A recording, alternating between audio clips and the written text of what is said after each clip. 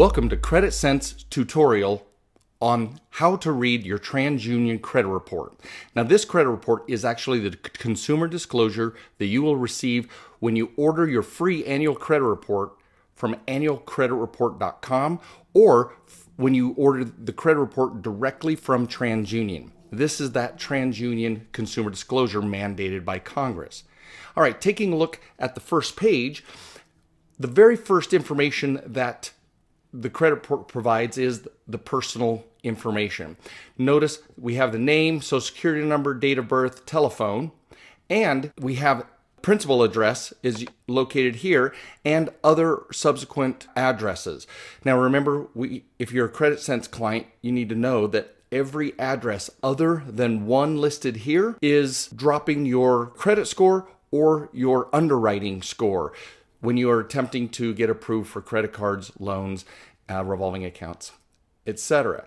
So personal information here. The file number is important because they will require the file number when you do an online or a verbal dispute over the phone, which we'll be getting to that where you can get a hold of them a little bit later. Now, they record employment data here, and more times than not, that data may be inaccurate. When you go through the business module as a CreditSense client, we will learn how to use this information to make sure that it supports you being approved for business lines of credit, business loans, etc. All right, continuing.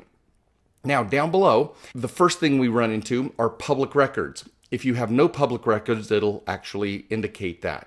But here we have public records, and it shows what the court is, the docket number, the type, and the amount. So those public records are derogatories, and they will remain on your credit report for 7 years from the date filed, or 10 years in the case of a bankruptcy. All right.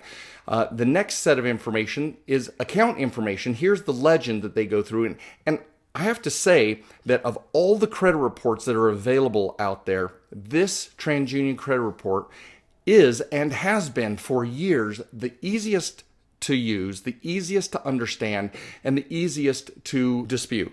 So what we're going to do is they list all of the adverse accounts first. So just as you saw the public records, now we're going to go with adverse accounts. These are collections, slow pays, charge-offs, etc. All adverse accounts are listed alphabetically. So as you can see, they're listed for 7 years from the date of the first delinquency. And if you're a CreditSense client, that's the calculation you'll be doing on the deletion date calculator that is associated with step 3 in your 8 steps to 800 credit optimization program. So we have our adverse accounts. Now we'll be going over the details of each of these accounts later, but I wanted to show you ultimately how this was a 30-day late and it was only once. Now if you're a CreditSense client, that may qualify for a goodwill call. So for this particular client, they would put this account on the goodwill call table. All right, continuing down, again, we have America First Credit Union, and they have a late. So this client went late once during the last 24-month period, and it affected both of these accounts. Now you'll also see that once it gets past 30, it's 30, 60 is a little darker, 90 is a little darker, 120 all the way up, just as it says up here in 30, 60, 90, and 120 late. After 120 late, it goes to charge off. All right, let's go down to the very end. And the next set of listings are satisfactory accounts.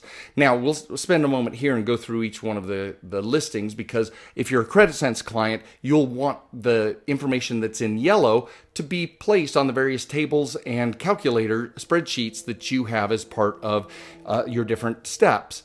Notice we have the name of the creditor here, their address. Here's the phone number that would go onto your creditor directory that's on your implementation plan or on the spreadsheet. We have the balance, the date that it was updated, the most recent date that it was updated, the high balance, when the last payment was. Notice the last payment and the date closed are the same. There's the pay status. It was paid as agreed. It was an installment account. It was only the individual. It wasn't a joint account. And the terms were $363 for 38 months. So there was an open date, close date, and as you can tell, since it's an installment account, those payments were made and paid off. So each one of the accounts that you're going to find on your TransUnion are this simple to read and this easy to understand. Once again, down here, they give you kind of a summary. Late payments, 6 months. How many times were you 30, 60, or 90 days? And in the last 6 months, it shows that everything was okay. Let's go back up to the top here for notice. Notice late payments in the last 38 months. There was 6 30s, 5 60s, and 6 90-day lates. So that's kind of a summary as to what type of account or what status the account is at. And it'll also help you when you're doing your derogatory audits as to what type of dispute it may qualify for if it is erroneous, inaccurate, or unverifiable. Okay, let's go back down to our satisfactory accounts and continue through. So these also are alphabetical. They're not by type or kind. But America First, and you'll see these are installment accounts with their open dates and close dates. So if you're a CreditSense client, you'll want to put that on your installment loan calculators. And there's also revolving accounts. This is what a revolving account would look like. So there's the high balance, there's the credit limit, all this information you will need to put on your tables and calculator spreadsheets. Then there's also the open date, the close date, and the date that it was finally paid off. So notice that the date it was paid was several years before, and notice it was closed due to a refinance. So once they paid this off, it was closed out. Here is an auto loan. It's called an installment account, but the loan type down here is an automobile, and it was paid off as well. This one, notice, was paid off in approximately 4 months. So the term was 66 months, and it was paid off in 4 months. All right. Now, there are a lot of accounts here, so we're going to go down. Each one, notice every single account is perfectly laid out. Installment account, the type of loan, the student loan, it's closed, when it was open, and when it was closed.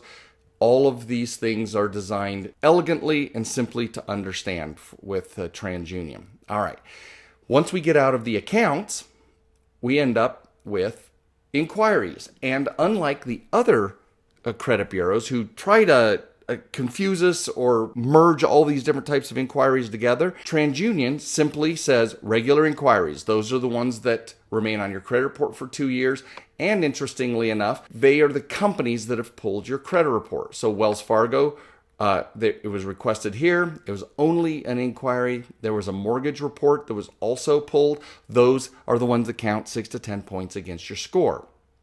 Then they list the next kind as a promotional inquiry. These are the ones that they're pulling this client's credit to see whether or not to send them an offer, like for credit card, insurance, or otherwise. Notice here's the MetLife direct mail piece, and here was Capital One looking to offer them a credit card.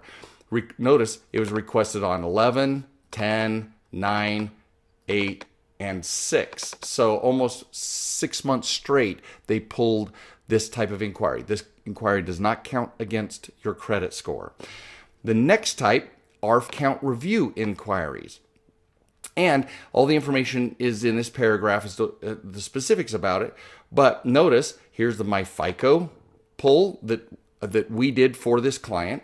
Then there's Calvary Portfolio Services, probably looking to see whether or not to buy accounts in this portfolio.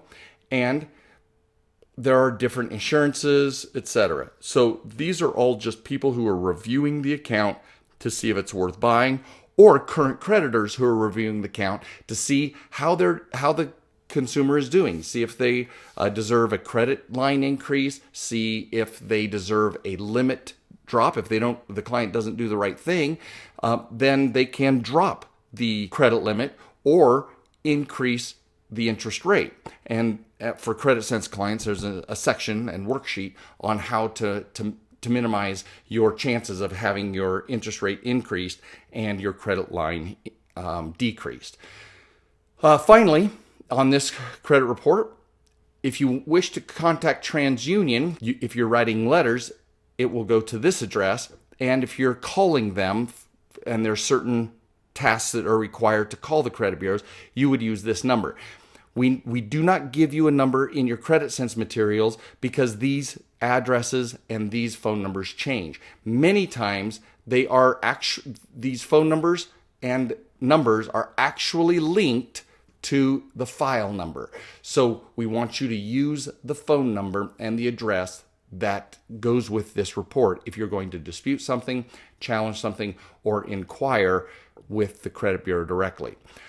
Everything below the address and phone number and contact information for the credit bureau is just your rights, but that concludes our tutorial on how to understand the credit report that's available directly from transunion.com and also available free once a year from annualcreditreport.com.